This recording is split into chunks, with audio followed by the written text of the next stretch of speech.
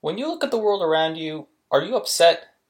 Hey, I am too. I think being upset is a totally reasonable response to what's going on around us. Here in the United States, we're only a few weeks out from an election that's gotten people literally up in arms. As of me writing this, I honestly have no clue how it's going to pan out, who will be president, hell, if we'll even have a president at all come February. I want to get this out of the way real quick. If you can, please vote for Joe Biden in the presidential election. Not because I like the guy, I don't, but because I really don't want Trump to get reelected. But that's not what this video is about. I'm not here to sell you on Biden. I'm here to sell you on something else.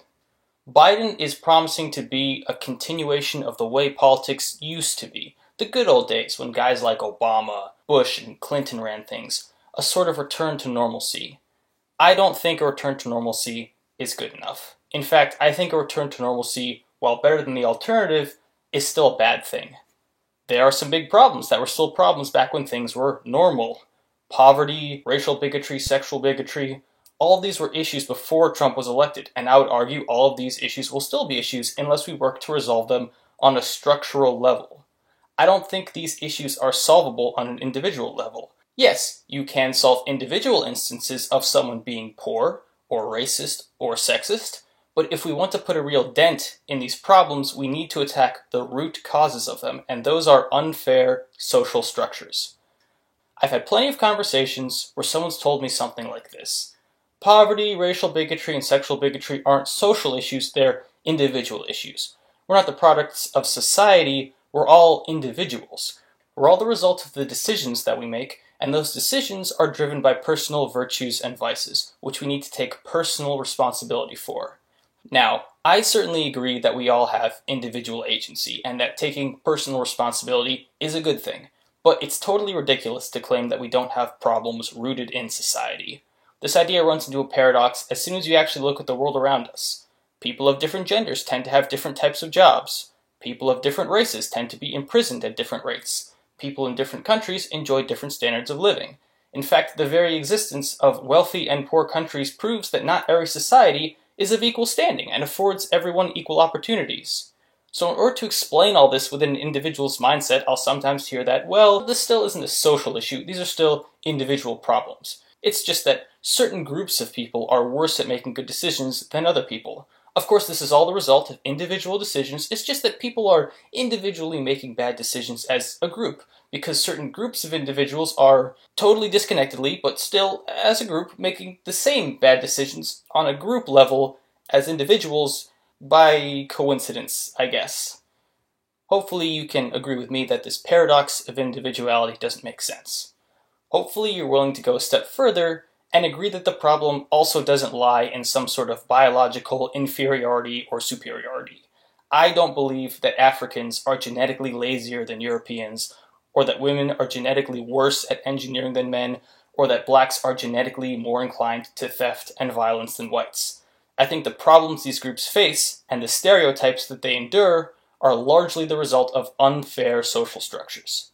If you've agreed with me so far, you might be thinking that all these problems need solving, sure, but you just want to solve them slowly and steadily and cautiously. I can understand that mindset, even if I don't agree with it. But let's assume for a second that the immediate plight of poor people, women, racial minorities, and other marginalized groups isn't worth the risks of dramatic social change. Even if we accept that, which I don't, but even if we did, some of our problems don't give us the luxury of time. For instance, it's a big problem that a small clique of nearly unaccountable politicians and generals have access to weapons literally genocidal in scale. And even if you're comfortable with the politicians and generals in our country having those weapons, keep in mind that other countries have them too. I think it's a big problem that we're in a state of constant surveillance by tech companies that are monitoring everything that we say and do, including this, and developing advanced artificial intelligences to predict our behaviors. I think it's a big problem that when we talk about groups like the Nazis and the Bolsheviks and the Islamic State, we're willing to write the members of those groups off as being fundamentally evil people and act as if because we're fundamentally good people, we don't have to worry about that sort of fanatical violence happening in our own country. I think the biggest problem of all is that we're living through the greatest ecological catastrophe in human history, a catastrophe that, far from being unprecedented, we know can happen, and which we're already too late to prevent, our only course now being to mitigate the damage. These are complex, nuanced problems, and I don't know exactly how to solve them. I think, though, that there is something preventing us from solving them.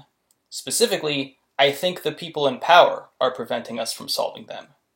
Now, before I go any further, I want to make myself clear.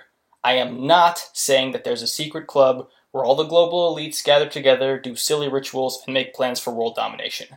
I explicitly think that's not what's happening. And really, this is just another way that people claim our society as a whole is fine, but there's a small group of individuals messing it up for the rest of us. As horrifying as a global conspiracy sounds, it is, in a way, a comforting fantasy that lets us avoid confronting the truth. The truth is that the people in power are allowing our problems to continue, not because they're part of some shadowy cabal, but because, by virtue of being powerful, they're not affected by our problems. The more powerful they get, the more alienated they become from the sort of struggles that the rest of us face. Going further, some of the solutions to our problems are things that would take power away from them, so they end up opposing those solutions out of pure self-interest. For instance, if you're a wealthy energy tycoon who made your fortune drilling for oil, and someone takes away all your oil rigs, now you've lost power because you don't have any oil rigs. Whatever your oil might be doing to the planet, you know in the back of your mind that you're rich, and with all the resources you have at your disposal, odds are that things are going to work out okay for you. Sure, once in a while the people in power will improve our lives a little bit, just enough to stop us from complaining. And yes, once in a while, we'll actually get some people in power who are legitimately compassionate and legitimately want to improve our lives out of the goodness of their hearts. But even accounting for those cases, which I think are few and far between, all of this is based on the idea that we need to appeal to higher authorities to improve our lives. Why? If we can improve our lives without them, why do we need their approval? And if we can't, if we actually need them to help us, what gives them the right to treat us as expendable and their own luxurious lifestyles as necessary?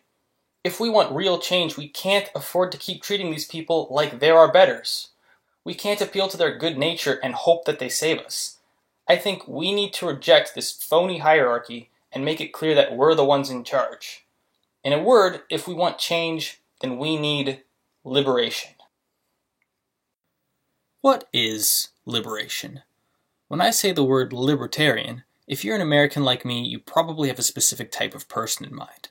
There is, though, another group of libertarians out there, people like me. Both groups have a lot in common, but there are some important differences too, so in order to explain what my libertarians believe, I'll start by talking about a simple principle that I hold. I think democracy is good. Democracy, of course, is a loaded word, so I need to quickly explain that when I talk about democracy, I'm not talking about first past the post or political parties. The democracy I'm talking about doesn't even necessarily need elections and voting. When I say democracy, I mean the ideal that anyone who lives in a society should have a voice in running that society, and the belief that we can make decisions as a group just as well, if not better, than a higher authority giving us orders from above. Whether it's your city, or your neighborhood, or your entire country, I think that by virtue of being a member of a community, you deserve a voice in how your community is run. Your voice is your power, and importantly, for democracy to work, I don't think you can give your power over to someone else. You need to be able to directly have a say in things like what it means to be a member of your community, what rules your community lives by, what happens to people who break those rules, and who is in charge of enforcing those rules. Yeah, I want there to be people who are experts in planning, administration, laws, and security, and I want those people to give us advice on the best way to run our community. But when it comes down to it, why should they be able to implement their ideas without our consent? What if their ideas aren't in our best interest? What if their ideas just aren't very good? We need a mechanism for making sure that the experts and administrators can't ignore the will of the people they're supposed to be serving. I think the best mechanism for this isn't checks and balances or term limits or electoral reform, although I support all these things in the short term. The best mechanism is to just let everyone run the community together. Representative democracy sounds nice until you realize that our representatives aren't representing us. They're taking our power and our voices and wielding them in our name. That's not democracy. That power should be ours. At an extreme level, the idea that one person, one single individual, can adequately represent the needs and interests of an entire nation is ridiculous. I may have a preferred candidate in the upcoming presidential election, but even I have to admit that whoever wins, the election is going to feel deeply unfair to the thousands of communities who wanted the other guy to win. Why should they be stuck with a president that they don't want? For that matter, Why should you or I be stuck with a president that we don't want? Why should any of us be stuck with a president at all? Look at the United States. It's huge. Hundreds of millions of Americans are divided along these bizarre borders that were formed by wars and treaties that we had no say in, largely because we weren't even born yet. Does it make sense for one person to be writing rules for Miami and Jacksonville, let alone Miami and Seattle? Don't get me wrong, I like the fact that we're all connected, and actually, I want that network of connections to get bigger and closer over time. At the very least, there are economic concerns, security concerns, ecological concerns that transcend any one community, and those definitely need to be decided cooperatively. But even then, connectivity and autonomy shouldn't have to come at the expense of one another, and problems should be tackled by the people with a vested interest in solving them. This is what I mean by democracy. Decision-making not done by dictators, legislators, and bureaucrats on our behalf, but done by us, for us. Politics done on a local scale, and rules made without rulers. If you agree that this is a good idea, that this sounds like a truer and better democracy than the one that we have, then I hope you'll agree with me on my next point. All those principles I just laid out, I want them to apply to companies too. I don't know about you, but I spend a huge chunk of my time at work. And I am fortunate enough that I only work full-time. I know plenty of people who don't even have the luxury of a 40-hour work week. We dedicate a lot of our life to doing stuff that we probably wouldn't be doing if we didn't have to, and I hope you'd agree that if you don't think a politician should be able to unilaterally dictate what you can and can't do, your boss shouldn't be able to either.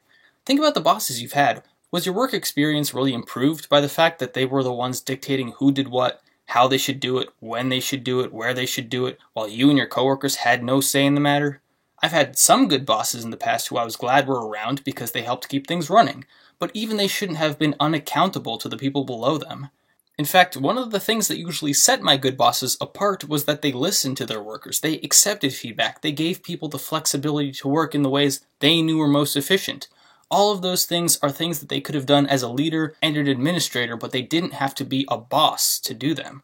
And that's just the good bosses. I've also had dumb bosses who were only in charge because the other bosses liked them. And worse, bosses that were outright bullies. Bosses that my coworkers and I wouldn't ever have worked under if we'd had an alternative. The sort of bosses who abused their power, abused their employees, forced us to work in degrading conditions for crappy wages, and we all had to suck it up because we knew if we left, we might not be able to find another job before our bills came due, and even if we did, there was just as good a chance that our new boss would be as bad as the old one.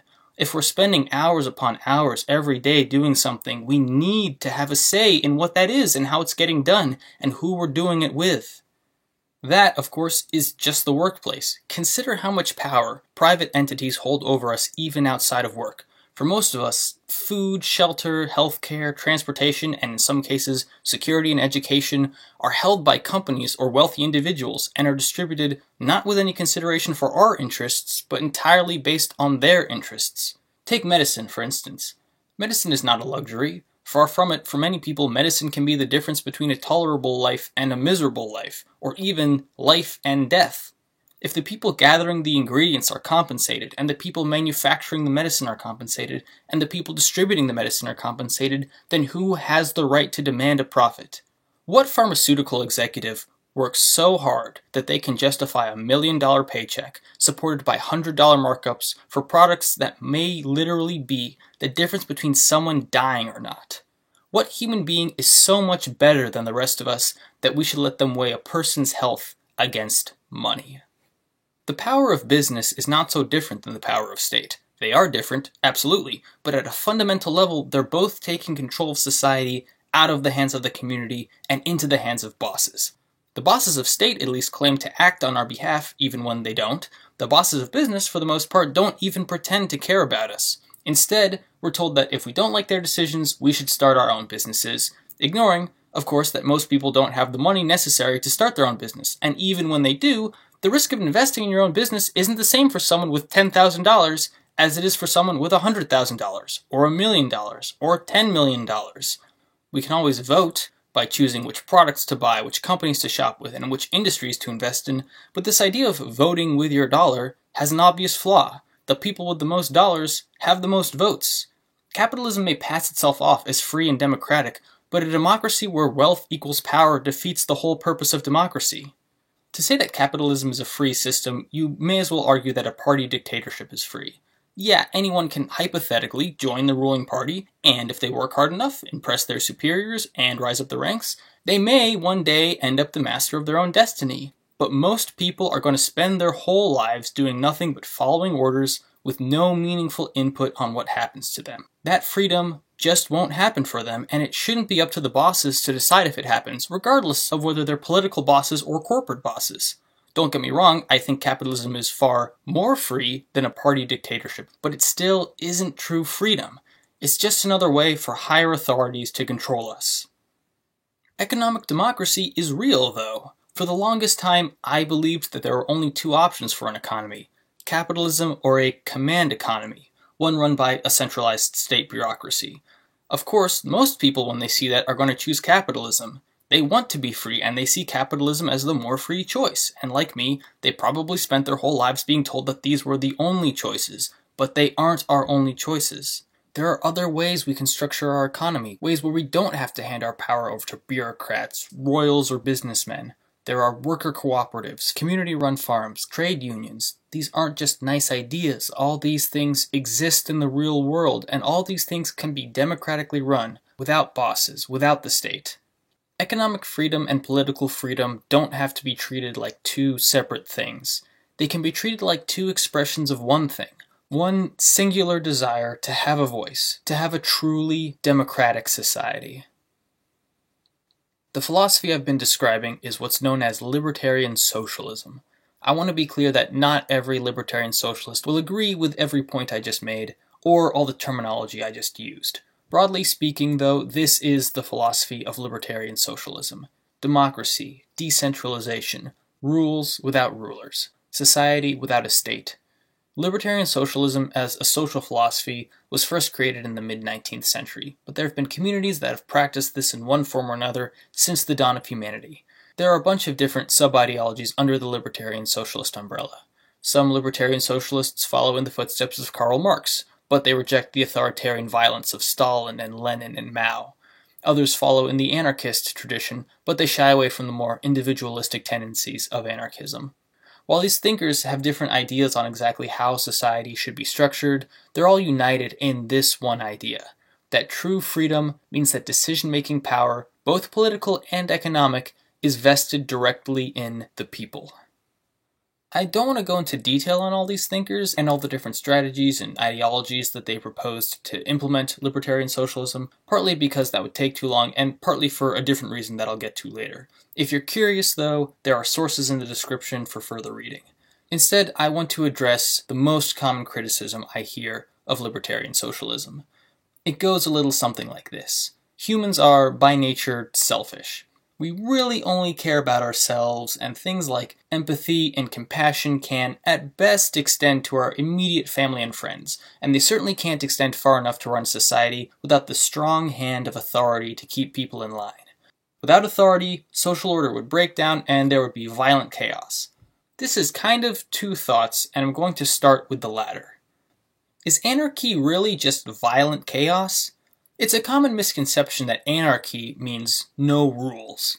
As I hope I've made clear, it's more accurately translated as no rulers. And while different libertarian socialists may disagree on the scope of the rules, how they should be made, and how they can be enforced, no serious libertarian socialist is opposed to the mere existence of rules. In fact, the very fear non-anarchists have that anarchy would be violent chaos indicates to me that most people, myself included, want to avoid violent chaos. Ask yourself, if the police disappeared tomorrow, would you start raping and murdering your neighbors? No? What if you knew for a fact that they couldn't stop you? What if you could even do it anonymously, and there would be no social repercussions whatsoever? Would you do it? If the answer is no, then that in itself is evidence that there are reasons we're not surrounded by violent chaos outside of the fact that we can get in trouble for it. Of course, not everybody is going to answer that question with no. There are rapists and murderers, and we do need the ability to defend ourselves against them. It can be tempting to think that it's because of these people that we need authority to keep us safe. First off, yes, authority can keep you safe, but so can building solidarity with your friends and neighbors, counting on them to protect you, and vice versa. It's not even a far-fetched idea, it's one that's been implemented time and time again throughout human history. But even that aside, authority can keep you safe, but who keeps you safe from authority? If a police officer wants to protect you, that's great. But what if they decide to hurt you? Keep in mind, in our current system, you can be charged with the crime purely for resisting a police officer, even if it's demonstrably true that they had no reason to go after you. That's horrific, and it's made more horrific when you realize that there are police officers who are rapists, and there are police officers who are murderers, and in a more mundane sense, there are police officers who abuse their authority purely because they're bullies, or because they get bored sometimes, or because they're incentivized to arrest people because it makes it look like they're doing a good job.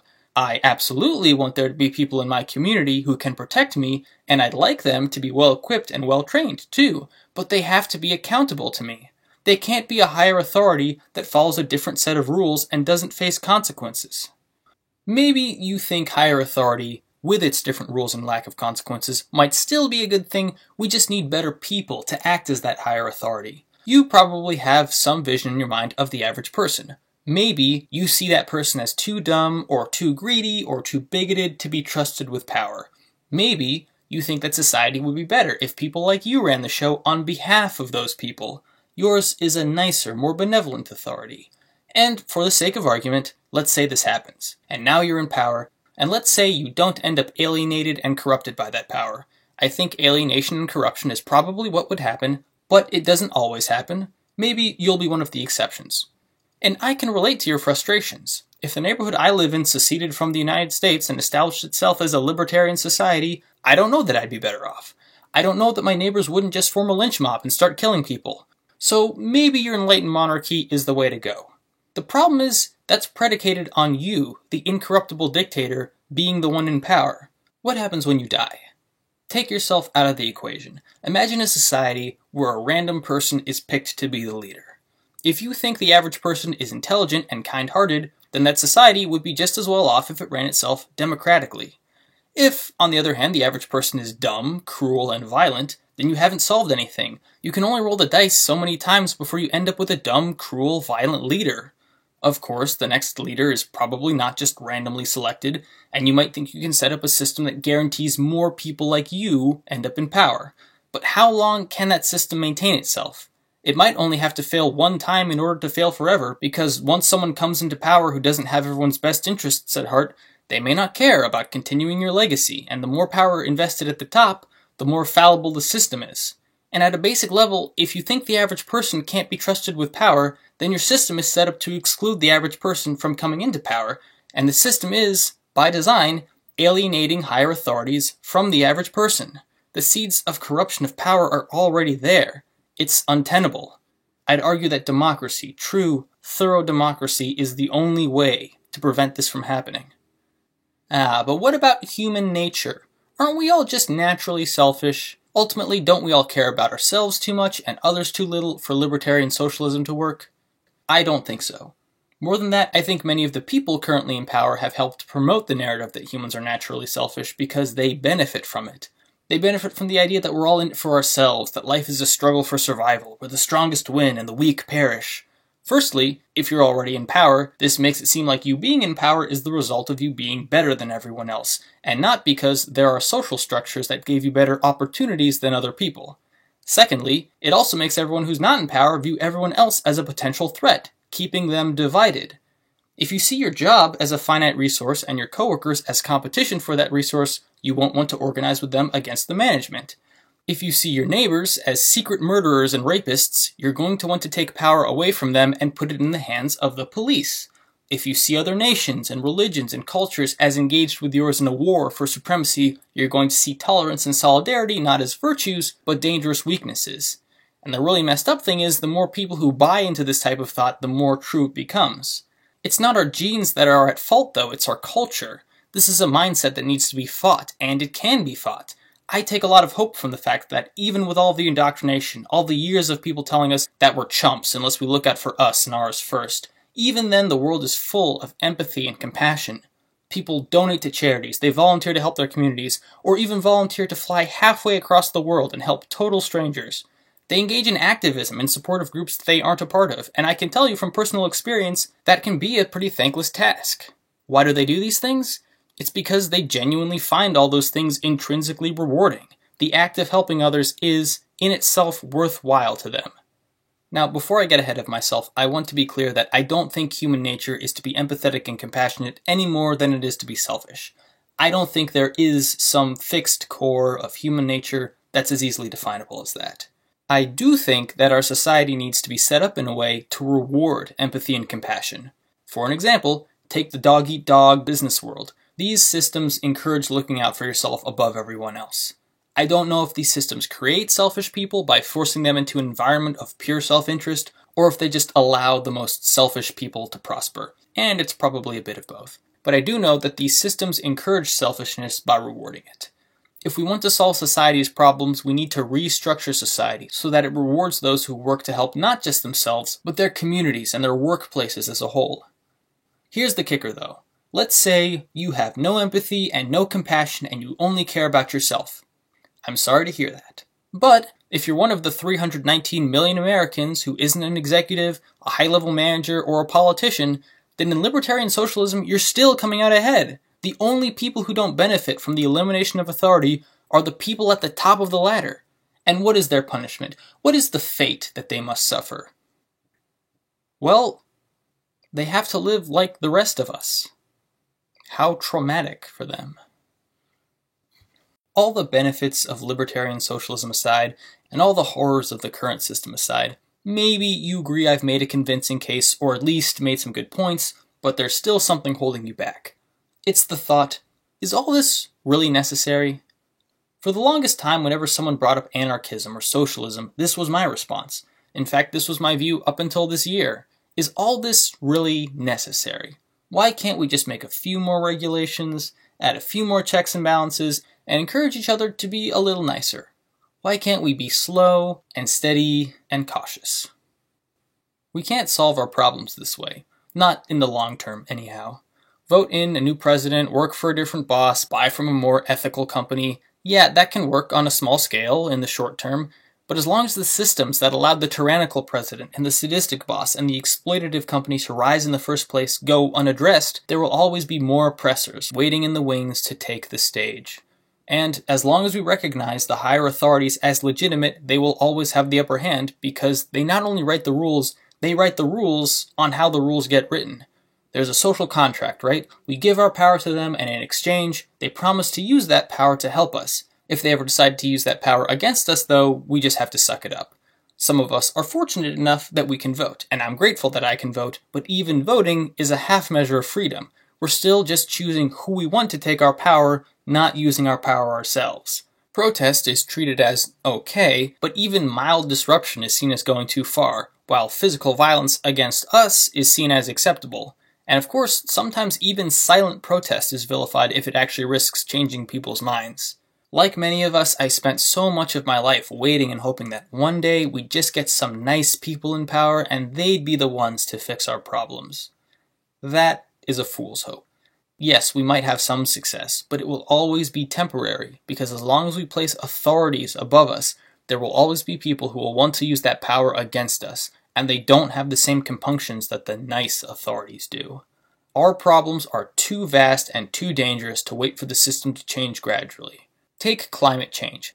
It's the biggest, deadliest part of the ecological catastrophe I was talking about earlier. More than 90% of climate scientists agree that this is happening, and in fact, we've known the risks of fossil fuel consumption for more than a century. More than a century! Why weren't these risks addressed? I mean, I have absolutely no problem if you want to plant a tree or use a bike instead of a car, but let's be real. None of that is even remotely enough to combat the problem that we're facing. I've seen some people suggest that this is a problem of technology, that we're just too advanced for our own good, but that's not it. Science and technology are tools, and if we put the same expertise, time, and money into ecological sustainability that we put into bombing our neighbors, it wouldn't be a problem. But we don't. We don't because the people in power know that, just as in any crisis, they're the ones who will be able to ride things out in safety while the rest of us face the consequences of their decisions.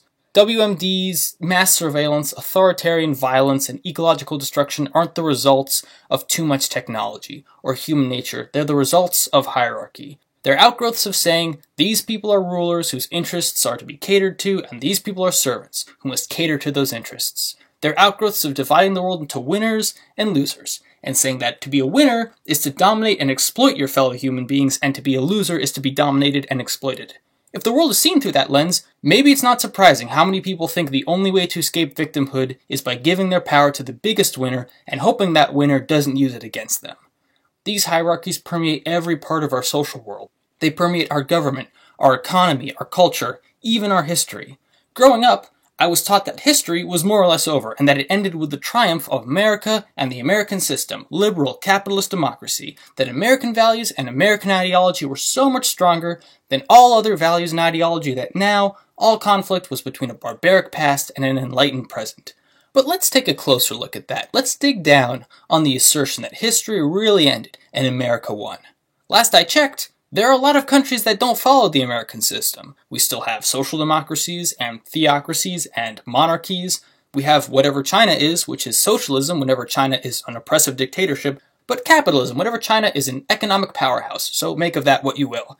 But even if it were true, and the American system was the unifying, dominant ideology on Earth, how long has that been the case for?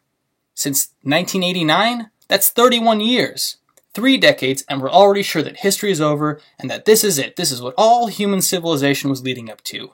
Consider that colonial empires dominated the planet for 450 years, and they eventually crumbled and fell. Feudal landlords and god kings held sway for thousands of years, and even they couldn't fight the tide of history.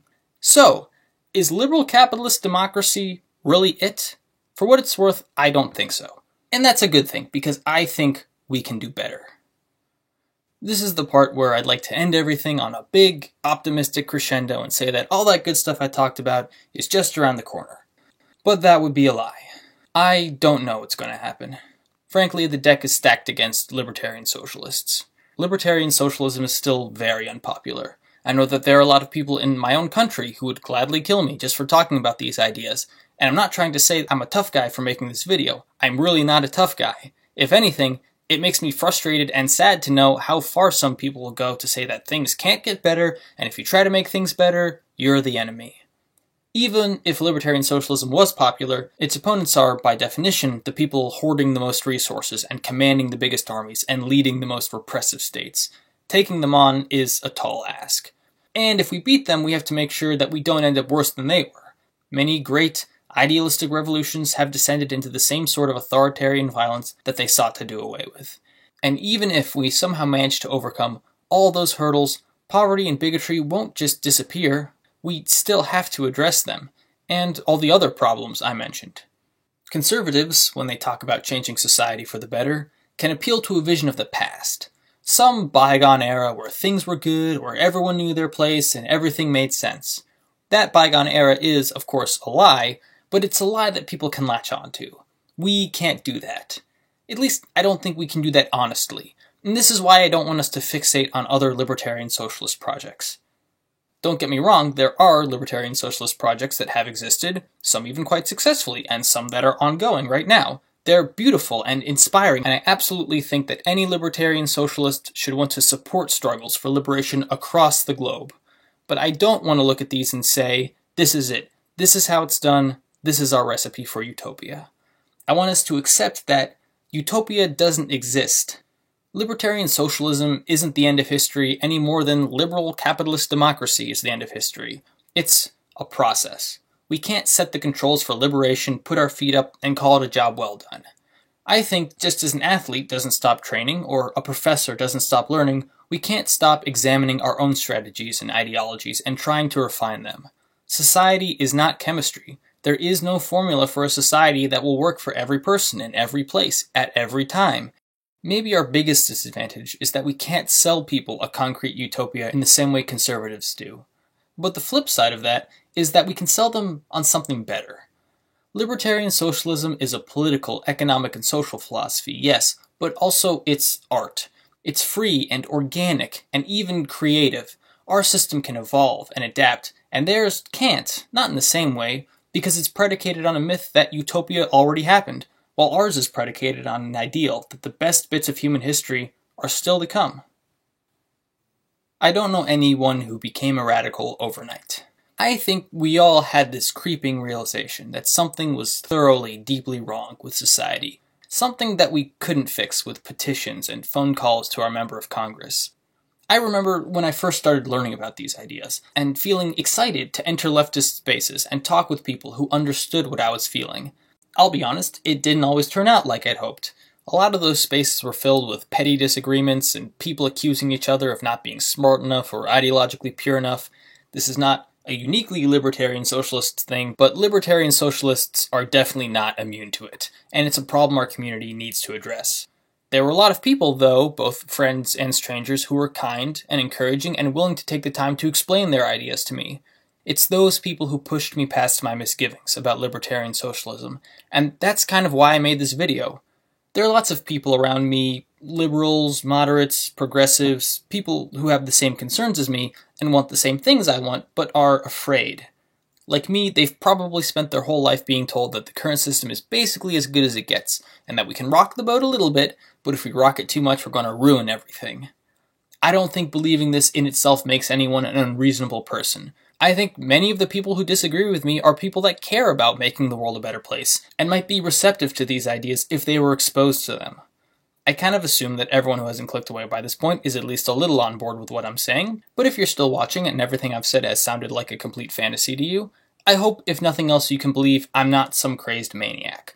That, despite what certain news outlets and politicians would tell you, me and people like me aren't evil or stupid, but rather we care a lot about each other, and we've spent a lot of time and thought coming to the conclusions that we have. For everyone else, for everyone who thinks I've made some good points, or that the vision I've presented is appealing, I won't promise you anything. But look at the alternatives. Look at the reality we've been asked to accept. Look at the future we've been asked to ignore. I'm not saying the changes I've spoken about will be easy, or even that they'll ever happen, but if you think it's at least possible that they might, isn't it worth taking that chance?